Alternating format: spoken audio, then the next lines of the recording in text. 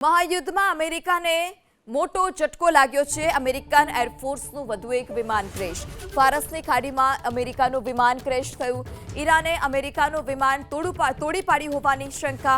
અમેરિકી મીડિયાના હવાલાથી આ મોટા સમાચાર કે એક અમેરિકન એરફોર્સનું વિમાન જે ઈરાને તોડી પાડ્યું છે। ફારસની ખાડીમાં અમેરિકાનું વિમાન ક્રેશ થયું અને અમેરિકાનું વિમાન તોડી પાડ્યું હોવાની શંકા ની સોય જે છે તે ઈરાન તરફ છે।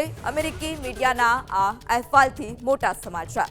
મહાયુદ્ધમાં અમેરિકાને મોટો ઝટકો લાગ્યો છે। અમેરિકન એરફોર્સનું વધુ એક વિમાન ક્રેશ। ફારસની ખાડીમાં અમેરિકાનું વિમાન ક્રેશ થયું। ઈરાને અમેરિકાનું વિમાન તોડી પાડ્યું હોવાની શંકા।